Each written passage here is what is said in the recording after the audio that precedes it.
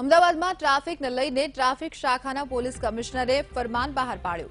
શહેરના traffic point પર ફરજ બજાવતા ટીઆરબી જવાનો અને હોમગાર્ડ નેમપ્લેટ લગાવતા નથી અને સ્વચ્છ કપડાઓ પણ નથી પહેરતા તેમજ વાહન ચાલકોને રોકીને દંડ વસૂલતા હોય છે। આ તમામ બાબતો ટ્રાફિક શાખાના સંયુક્ત પોલીસ કમિશનરને નજરે પડતા તેમણે એક પરિપત્ર જાહેર કર્યો।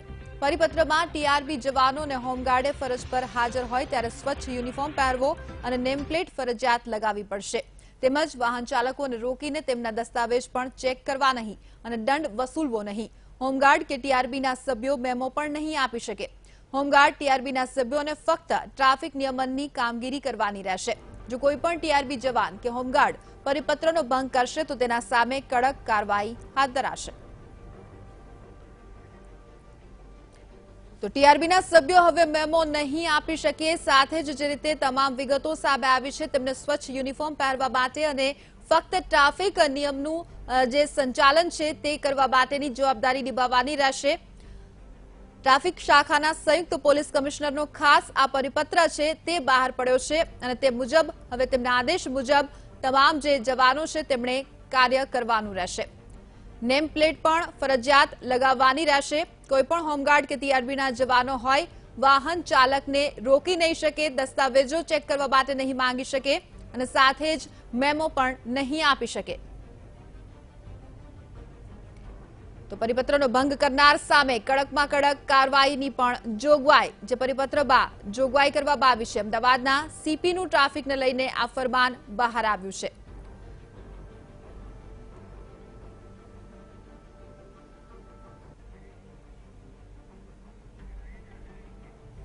તો વધુ માહિતી સાથે અમારા સંવાદદાતા રાજેન્દ્ર અત્યારે અમારી સાથે આ મુદ્દે જોડાઈ ગયા છે। રાજેન્દ્ર, એક જે પહેલા તમામ જે આખું શહેર છે તેનું મોનિટરિંગની વાત સામે આવી હતી અને ત્યારબાદ હવે જે આ પરિપત્ર એટલે કે ટ્રાફિકને લઈને વધુ જ પડતી સજાગ થઈ ગઈ હોય પોલીસ તેવું લાગી રહ્યું છે।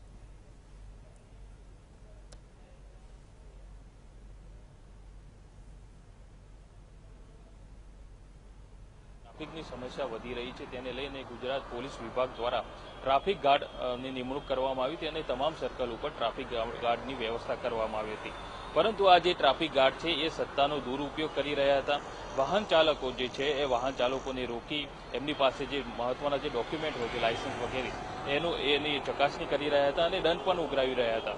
અનેક ફરિયાદો પોલીસ વિભાગને મળી છે, ઓનલાઈન પણ ફરિયાદો કરવામાં આવી છે, કમિશનરને પણ ફરિયાદો કરી હતી। ત્યારબાદ આજે અમદાવાદ કમિશનર દ્વારા એક પરિપત્ર કરવામાં આવ્યું છે કે જેટલા ટ્રાફિક ગાર્ડ છે એ તમામ જે ટ્રાફિક ગાર્ડ છે એમને કોઈ પણ વાહન ચાલક પાસે કોઈ પણ ડોક્યુમેન્ટ માગી નહીં શકે, વાહનને રોકી નહીં શકે। બીજું કે ટ્રાફિક ગાર્ડે સ્વચ્છ કપડાં પહેરવા પડશે, ડ્રેસ જે યુનિફોર્મ હોય છે એ સ્વચ્છ હોવું જોઈએ, નેમ પ્લેટ લગાવેલી હોવી જોઈએ। આ ઉપરાંત મહત્વની વાત છે કે જે ટ્રાફિક ગાર્ડ છે એ જે જો ડ્રેસ વગર જો પકડાય તો જે થાના ઇન્ચાર્જ હોય અથવા તો જે સુપરવાઇઝર હોય એમના વિરુદ્ધમાં કાર્યવાહી કરવાની જે પરિપત્રમાં છે એ દર્શાવવામાં આવ્યું છે।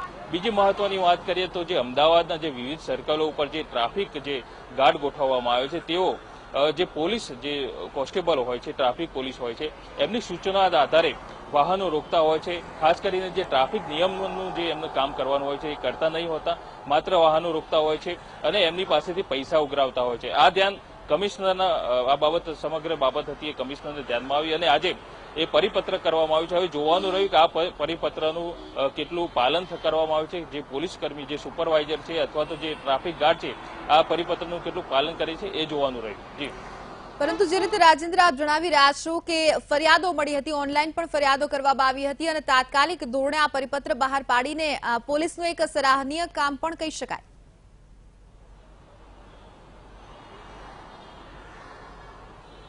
જી, ચોક્કસથી કહી શકાય, કારણ કે આ જે સમસ્યા હતી તેના જે વાહન ચાલકો છે, જે સામાન્ય લોકો છે એ બહુ પરેશાન હતા।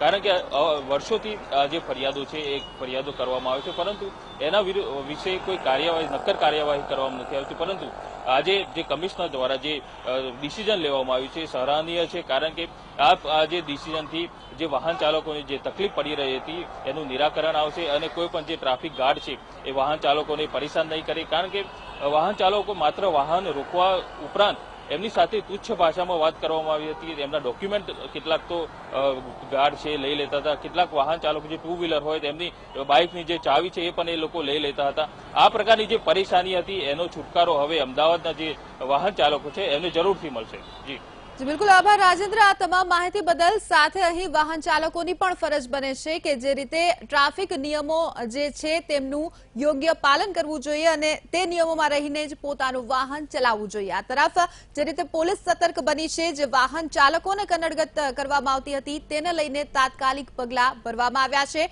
હવે હોમગાર્ડ કે ટીઆરબીના સભ્યો આપને મેમો નહીં આપી શકે, આપના દસ્તાવેજો નહીં માંગે, પરંતુ વાહન ચાલકની પણ ફરજ બને છે કે યોગ્ય નિયમોનું પાલન કરીને પોતાનું વાહન ચલાવે।